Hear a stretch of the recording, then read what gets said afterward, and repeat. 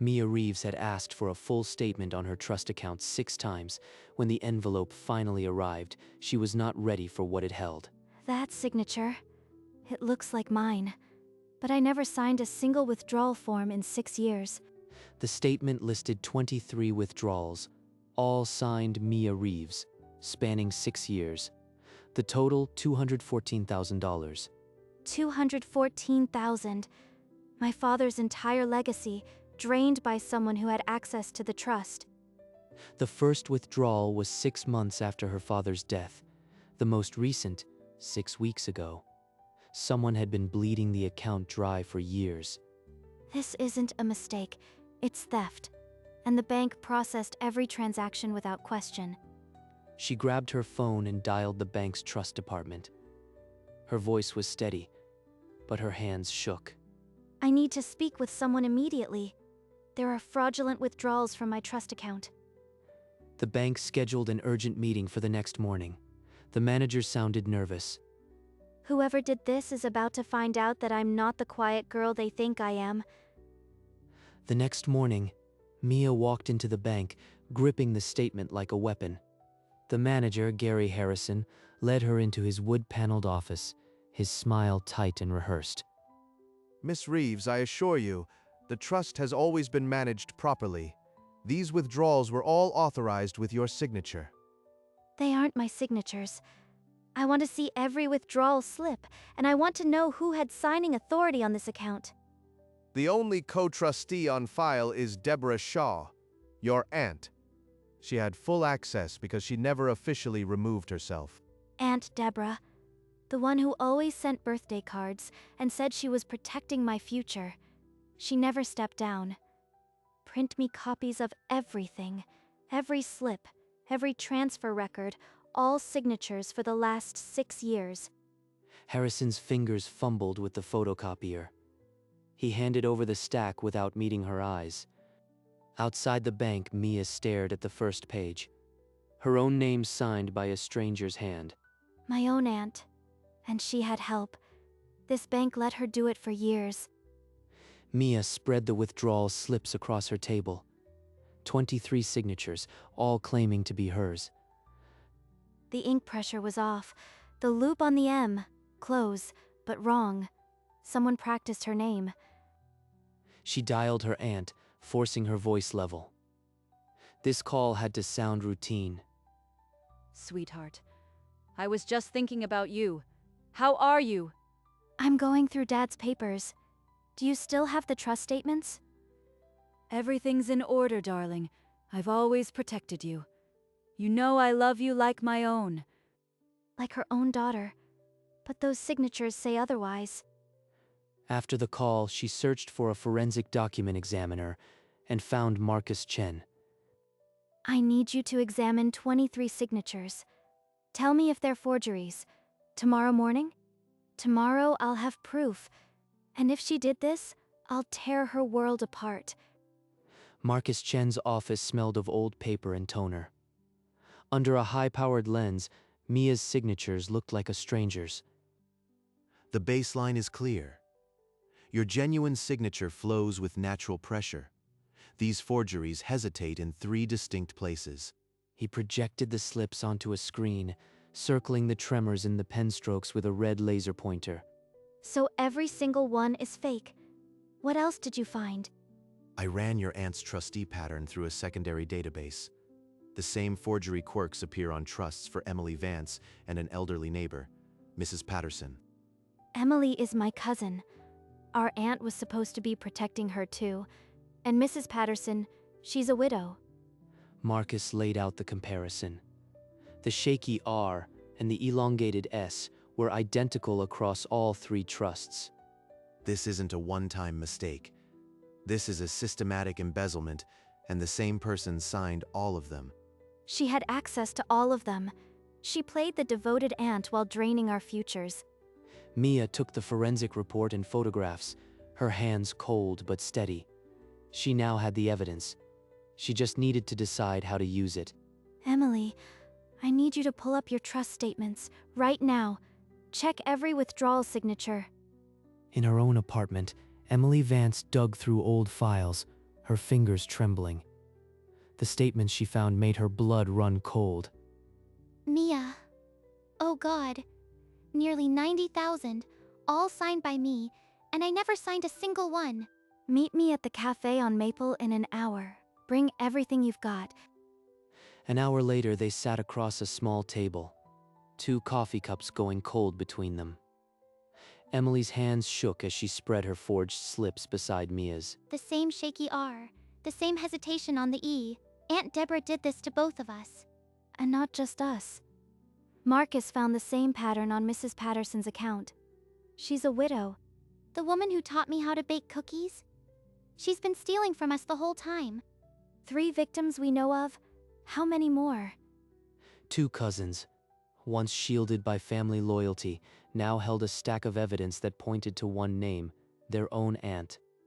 Mia and Emily strode into the bank together, the forensic report tucked under Mia's arm.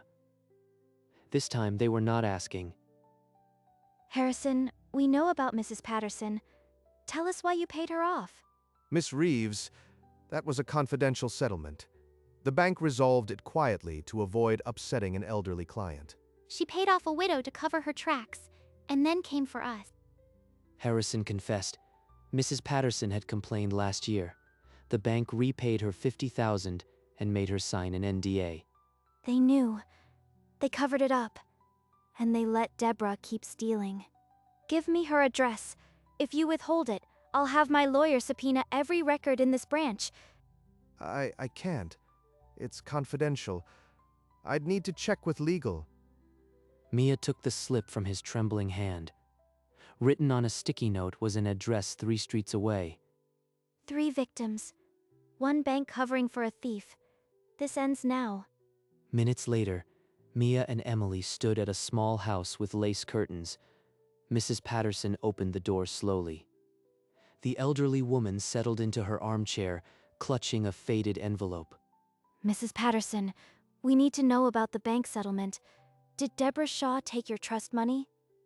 50,000 gone. The bank told me to stay quiet, sign a paper, or I'd lose everything. She unfolded a copy of the non-disclosure agreement she had been forced to sign. They threatened an old woman. They knew Deborah was stealing, and they blamed you. They protected a criminal over a widow. The bank is as guilty as my aunt. I trusted Deborah. She was my neighbor. She brought me soup when I was sick. Outside the house, Mia walked with a new resolve. They needed law enforcement. Real law enforcement. This isn't just my fight. It's 3 families, maybe more. Time to go federal? Mia's phone buzzed as she pulled out the forensic report. The caller ID read, Bank Legal Department. Miss Reeves, we're prepared to offer a settlement. $20,000, full release, and you drop the matter permanently. 20,000. They think I'm that desperate. That's not even 10%. And you want me to sign a gag order like Mrs. Patterson? It's standard practice. Protracted litigation would benefit no one. The bank has resources you can't match. Harrison's voice was calm, but the threat hung in the air. Fight us, and we'll drown you in legal fees. They're covering their own fraud. They want me to go away quietly. I will not take your hush money. Put it in writing that you're refusing a full investigation. I'm sorry you feel that way. We'll refer this to our outside counsel. Goodbye, Miss Reeves. The line went dead. Mia stared at the forensic papers on her table. The bank was circling its wagons. She was on her own. Before Mia could process the bank's threat, her phone lit up again. The caller ID read, Aunt Deborah. Darling, I just got a call from the bank. They said you were asking about withdrawals. You sound so upset. Talk to me. She's not asking. She's measuring how much I know. I'm just trying to understand the statements, Aunt Deborah. Some of those signatures don't look like mine. Do you remember signing anything recently? Of course not, sweetheart. I haven't touched a trust document in years. The bank must have made errors. You know I'd never take a dime from you. She hasn't seen the documents in years because she forged every signature herself. Mia kept her voice steady, ended the call, and saved the recording. Then her laptop screen flickered, an encrypted message. The anonymous email contained only a federal case number and 5 words. Your trust is not forgotten. Burn this. Someone sent me a live FBI case number. This isn't random. There's already an investigation. Mia sat motionless, the case number burning at the edge of her focus. She didn't know who sent it, but she knew the game had changed.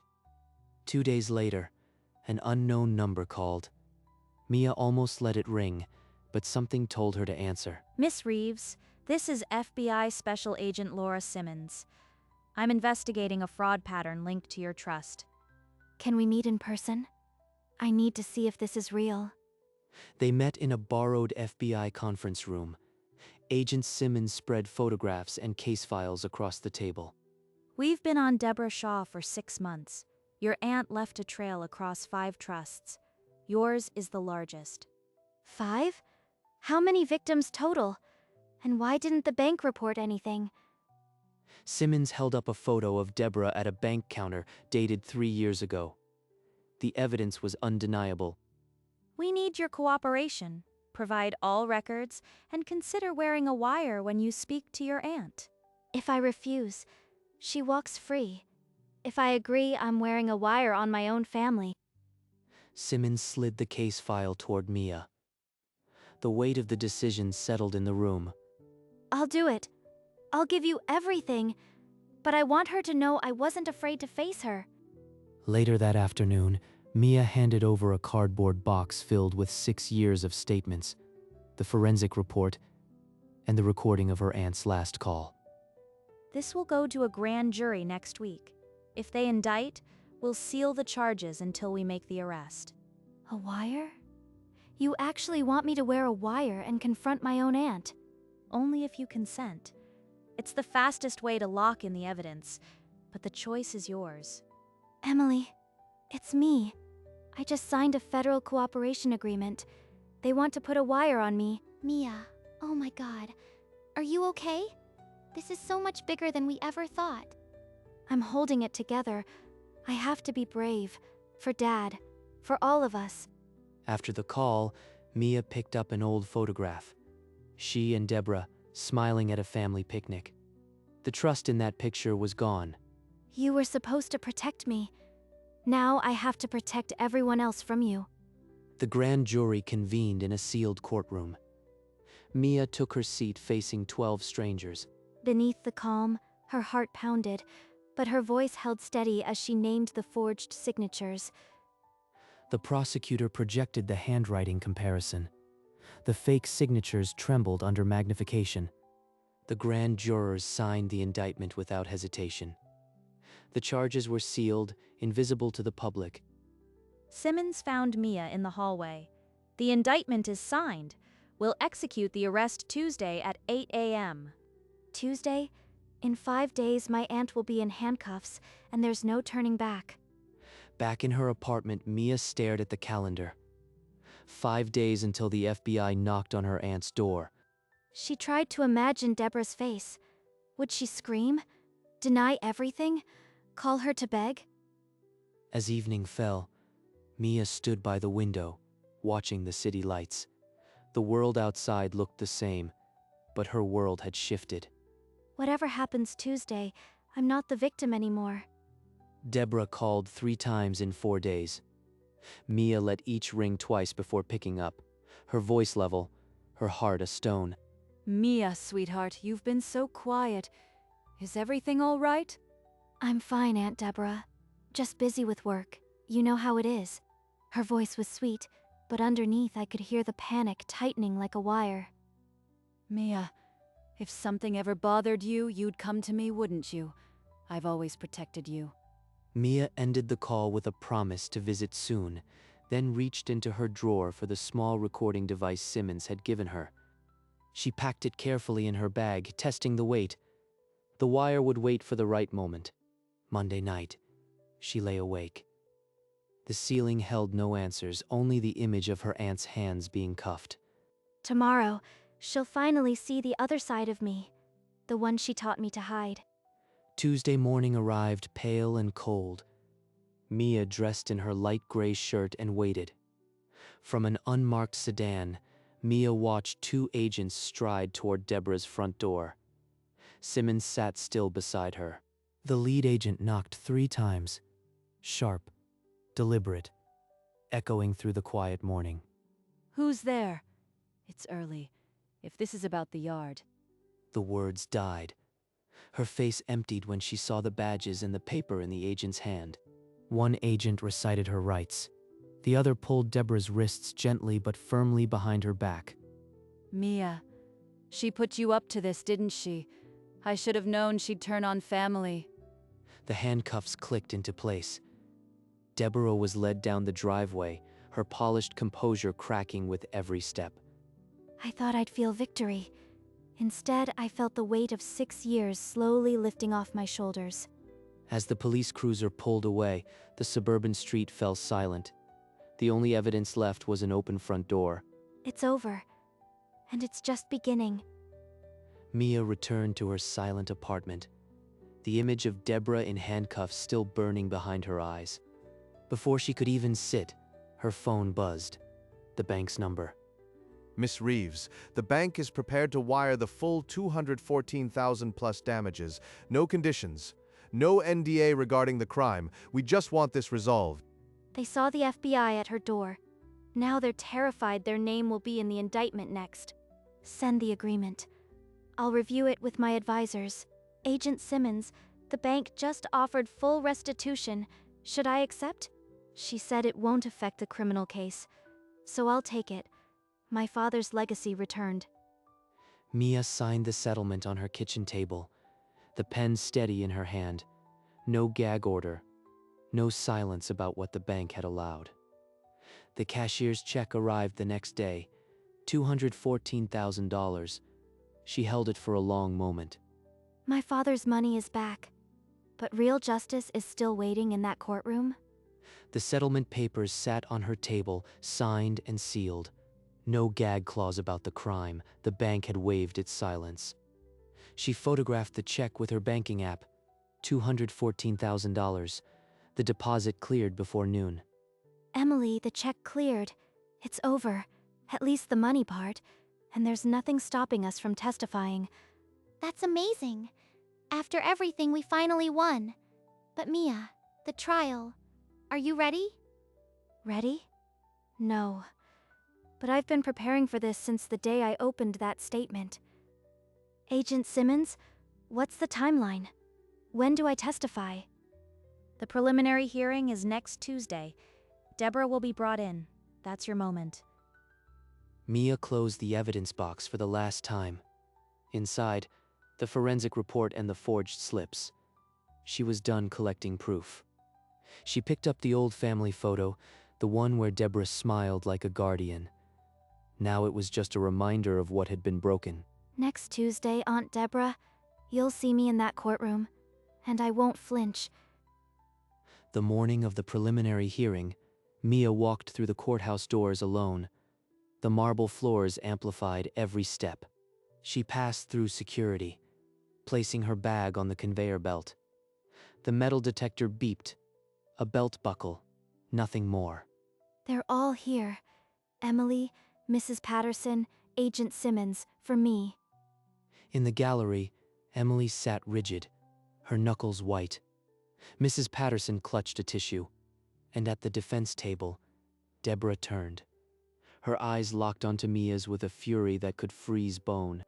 She wants to scare me, but I've already seen the worst of her. Traitor, you were nothing before me. The bailiff called the court to order. The judge took her seat. The witness stand stood empty, waiting. This is where I stop being the victim and start being the proof. The prosecutor rose. The people call Mia Reeves. She stood, smoothed her light gray collar, and walked forward. After the oath, the prosecutor walked to the stand and held up a withdrawal slip. Did you sign this, Miss Reeves? No. I never signed a single withdrawal from my trust. Not that one. Not any of them. Those signatures are forgeries. With every answer, she felt the weight of the betrayal lifting, replaced by a cold certainty. The prosecution projected Marcus Chen's forensic report. The side-by-side signatures showed the same hesitant R and elongated S on all the slips. The defense attorney tried a different angle. Could stress have caused you to forget signing these forms? Mia's gaze didn't waver. I have carried this trust since my father died. I would never forget a single transaction. She's not breaking. I taught her to fear me, and she's not breaking. The defense's questions collapsed. No argument could explain away the forensic proof.